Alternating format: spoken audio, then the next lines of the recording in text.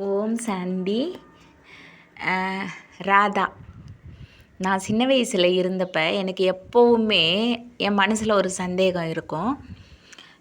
ராதையோட கிருஷ்ணனோட கதைகள் எல்லாம் அப்போ நிறையா ட்ராமாவாக நாடகமாக பார்த்துருக்குறேன், படமாகவும் பார்த்துருக்குறேன், கேட்டுருக்கிறேன். நிறையா பேர்கிட்ட நிறையா புக்கு படிச்சிருக்கிறேன். எல்லாத்துலேயுமே பார்த்திங்கன்னா கிருஷ்ணனோட கதையை வரிசையாக காட்டியிருப்பாங்க. கிருஷ்ணன் வளர்ந்த கதை, அதுக்கு பிறகு கிருஷ்ணன் அவங்க மாமாவை சண்டை போடுறது, ஜெயிக்கிறது, அவர் நாடு ஆள்றது, இப்படி காட்டியிருப்பாங்க.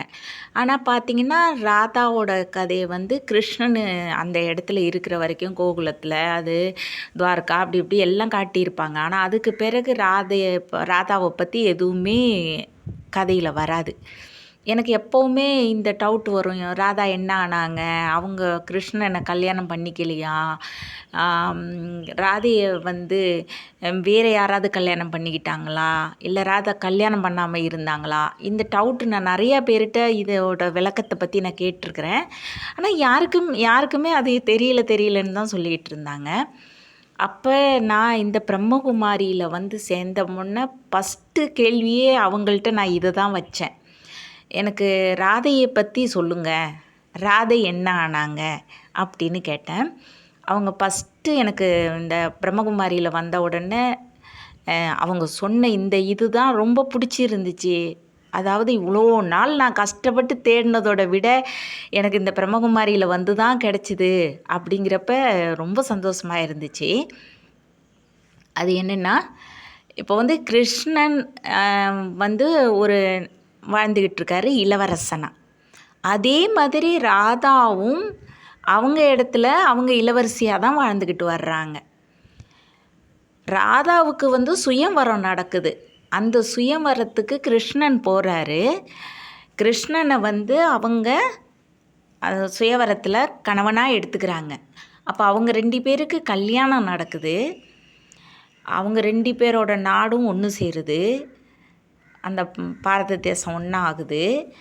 அப்போ அவங்க மகாராஜா மகாராணி ஆகிறாங்க. அப்போ அவங்களோட பேர் மாற்றப்படுகிறது, லக்ஷ்மி நாராயணன். அப்போ தான் அவங்க மகாலட்சுமி ஆகிறாங்க. அதாவது ராதா மகாலட்சுமி ஆகிறாங்க. இது கிருஷ்ணன் நாராயணன் ஆகிறாரு. இதுதான் மகாலட்சுமி லக்ஷ்மி நாராயணன். அதுக்கு பிறகு அந்த நாடு பாரத தேசம் சத்தியுகமாக அந்த நாடு இருக்குது. சத்தியுகமாக இந்த உலகத்தில் ஃபஸ்ட்டு மகாராஜன் மகாராணியாக நாராயண லக்ஷ்மி. ஆனால் அது லக்ஷ்மி நாராயணன் தான் சொல்கிறாங்க. கூடுமான வரைக்கும் நாராயணன் மகாலட்சுமின்னு கம்மியாக தான் சொல்லுவாங்க. லக்ஷ்மிக்கு முதல் இடத்த கொடுக்குறாங்க. லக்ஷ்மி நாராயணன் அவங்க தான் சத்தியுகத்தோட முதல் இளவரசியாகவும் இருக்கிறாங்க, மகாராஜா மகாராணியாகவும் இருக்கிறாங்க. பேர் தான் மாற்றப்படுது. ஃபஸ்ட்டு கிருஷ்ணன் ராதா, பிறகு அவங்க லக்ஷ்மி நாராயணன். இதுதான் உண்மை.